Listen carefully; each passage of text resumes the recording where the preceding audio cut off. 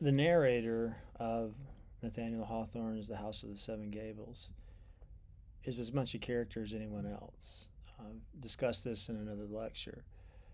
Basically, at the very beginning, the narrator tells us what the moral of the story is, and throughout the narrative, he is constantly reminding us of the moral of the story. He often pauses to tell us what his symbols mean. He often asks us to look at what he's looking at, and often asks us basically to feel about the narrative like he feels about the narrative. So there's a real sense in the story that this story happened. The narrator, who uses first person on the first page, telling us he knows of the House of the Seven Gables, this story happened, and the narrator is imposing his interpretation on the story and trying to get the readers to come along with him. There are moments that suggest that the narrator ultimately values stasis, just as the Pynchons do, insofar as he's working so hard to fit every detail of the novel into his interpretation. The Mall's well means this, the garden means this, the portrait of Governor Pynchon means this. It's almost as if he's constantly repeating the same moral over and over again and showing us how each event in the narrative manifests that moral. But there's a tension, as I've also noted, that the narrator at certain times suggests that he values difference, that he values mixture, that he values messiness and muddiness. He says at one point that life is made of marble and mud, that it is a mixture of high and low, dark and light, good and bad, and ultimately that is the novelist's job, is to capture that turmoil. So he seems to be at odds with himself. So it'd be interesting to ask, does the narrator develop stylistically in ways that reflect this primary tension in his presence in the novel between being a kind of traditionalist, like a Pynchon, or being a sort of reformer like Holgrave? Well, Hawthorne is famous for his style, of course. He's Nathaniel Hawthorne. And his style in House of the Seven Gables, like in The Scarlet Letter, tends to be composed of very long sentences that build phrase by phrase by phrase. He loves to pile prepositional phrases on top of each other. It's a very long, rhythmical, complicated, almost hypnotic style. It feels quite biblical in how it accrues information through an interplay between repetition and difference. So we can see this style at play early in the novel, where Hawthorne's narrator is describing the old Pynchon family. He describes the Pynchon family in appropriately long, heavy, ponderous sentences. I'll read a little bit. The Pynchons, in brief, lived along for the better part of the 2 centuries, with perhaps less of an outward vicissitude than has attended most other New England families during the same period of time.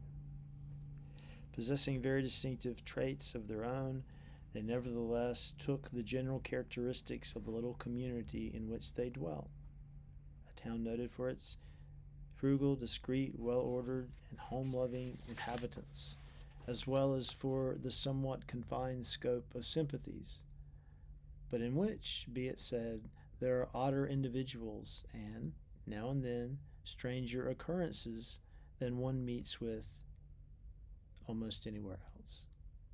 During the Revolution, the Pynchon of that epoch, adopting the royal side, became a refugee, but repented and made his reappearance just at the point of time to preserve the House of the Seven Gables from confiscation.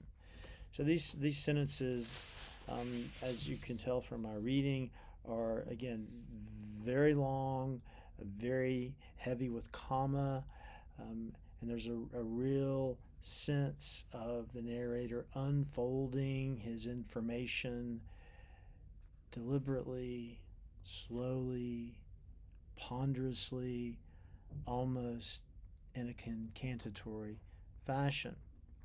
And most of the novel is written in this style. It's a lovely style. It predicts those sentences of Henry James, those long, sinuous, punctuation-ridden sentences that express such psychological complexity. But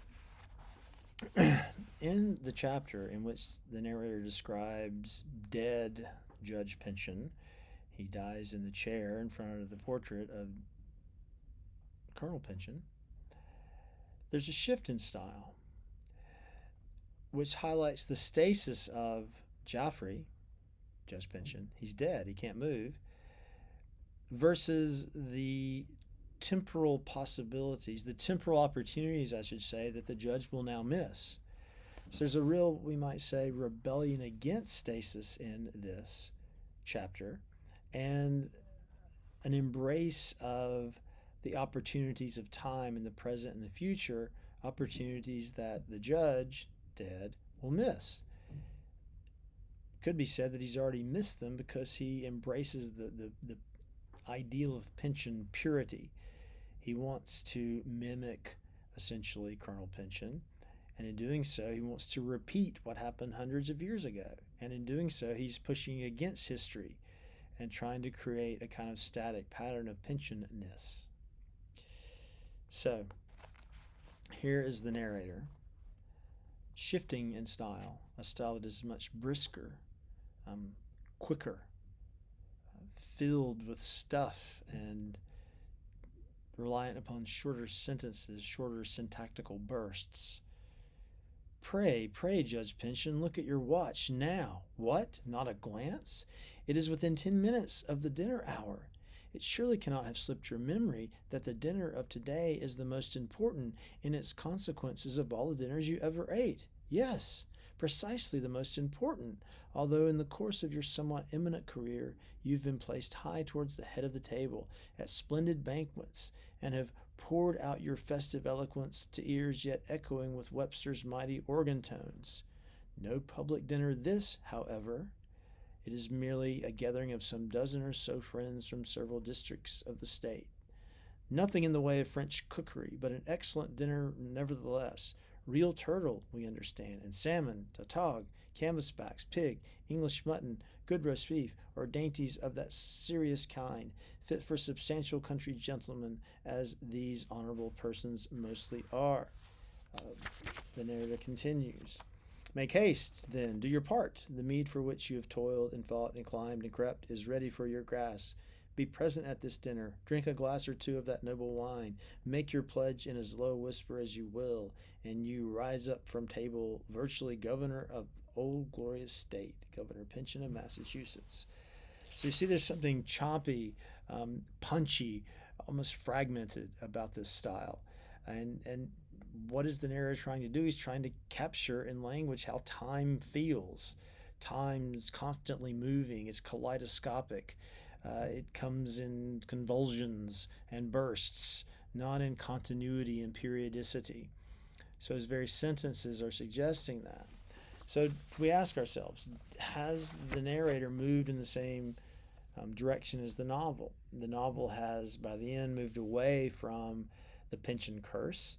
It seems that in Holgrave, a Mall marrying Phoebe, a Pynchon, that division between these two families has been healed. That in moving away from the House of the Seven Gables, the very storage place of the so-called curse has been left behind. So there's a move to the present, a move to newness, a move to life, a move to youth. It seems that this stylistic move in the Governor Pynchon chapter does suggest that. However,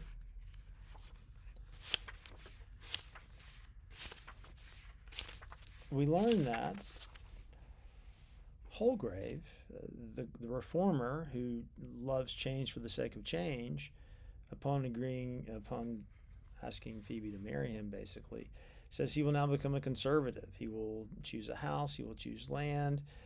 So is an embrace of the present and the future really possible? Or will people ultimately settle on conservatism? Is it impossible for significant change to occur in this world, this tired old weary world where the past is constantly repeated? Um, the cynicism that the narrator often expresses in this novel, suggesting that history is one grand repetitive drama of basically children inheriting the sins of the parents. Can this pattern of oppressive repetition be broken once and for all? Well, it seems the answer might be no. That even though Holgrave and Phoebe suggest that they are going to embrace a brand new life, they ultimately might almost immediately settle back into old patterns. So the narrator himself, after this wonderfully dynamic writing in the chapter that I just read from, ends the novel with this. And wise Uncle Venner, passing slowly from the ruinous porch, seemed to hear a strain of music and fancied the sweet Alice Pyncheon leaving the House of the Seven Gables for the last time. After witnessing these deeds, this bygone woe, and this present happiness of her kindred mortals, had given one farewell touch of the spirit's joy upon her harpsichord as she floated heavenward from the House of the Seven Gables. House of the Seven Gables is in all caps, and an exclamation mark ends the novel. So it's just interesting that in suggesting that these characters have escaped the House of the Seven Gables, the last thing that we as readers see is the House of the Seven Gables. So there's a circularity to the novel. It begins and it ends with the House of the Seven Gables. Scarlet Letter does the same thing. So are the lines of newness suggested by Phoebe and Holgrave circling into old traditions that will repeat themselves? We don't know. The ending is ultimately ambiguous. It could be that we're asked to see the House of the Seven Gables one last time because everybody's moving away from it. It could be that we're asked to see the House of the Seven Gables one last time because it's still there and it will always be there, if not literally, at least as a principle of how history actually works. So this is all to say that the novel, for all of its ostensible hope and redemption at the end, is very much darkened, very much thrown into shadow by an abiding cynicism coming from the narrator.